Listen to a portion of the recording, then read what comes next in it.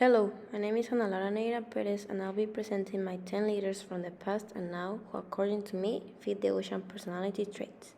I'll be your host for this video. Our first leader is Lionel Messi.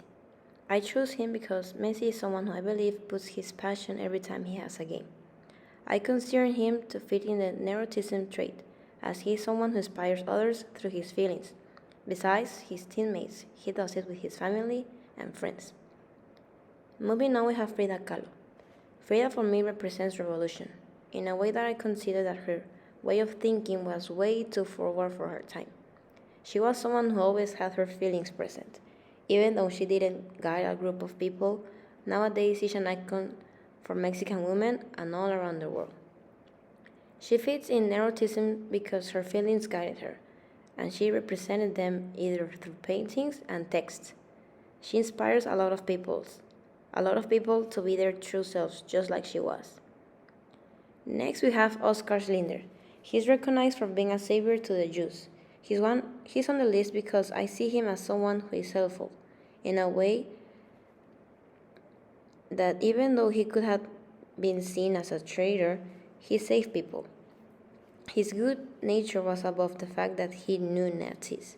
For me, he's in the agreeableness trait. He became someone trusted by the Jews. I consider that he went beyond being empathetic. He could have been killed, but his actions showed what a good-natured person he was. We continue with Malala. The reason she's part of my 10 leaders is because after the attack from the Taliban, she still stands firm. Today, she helps others who have been through her situation, specifically children and women in her homeland and other countries. For me, she has an agreeableness personality because she speaks for all the girls, boys, women, human rights. As she said, she doesn't tell her story because it's unique, but because it's the story of many people. Following our leaders, we have Cristiano Ronaldo. Like Messi, he's considered one of the best players, but what makes him stand out is his discipline. For me, he's someone who has worked hard to be where he is, but he shares it.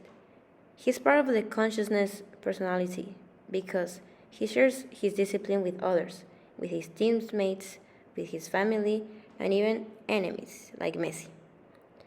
I think he's one of the most inspirational athletes. Next up, we have Marie Curie. The scientist is here because she led one of the most important researches in the history of the world, while facing the stereotype that women were not allowed to do what she did. She, with her discipline, someone consciousness, defied the society she lived in and became one of the most recognized women in the world. Talking about facing the society, we have Martin Luther King Jr. I put him on the list because he was a dreamer, an activist dreamer who looked for human rights.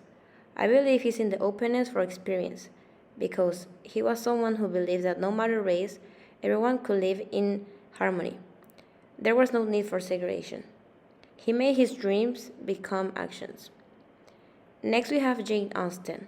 She's on my list because I see her as someone who questioned established ideas. Through her stories, she wondered about the role of women in the society. As someone openness, Jane, through her novels, proposed a world that today is a reality. Her imagination became real, and she became an icon. To finish, we have Nelson Mandela. He's someone who I see in the extroversion trait, because he always looked to help his people. He helped it that much that he became president even after spending years in jail. And finally, another modern leader for me is Princess Diana. Like Mandela, she has the extroversion personality because she always looked to serve people. But I believe that she didn't do it for the fame or for people liking her. She did it because it was part of who she was. And well, that was my 10 leaders list. Thank you.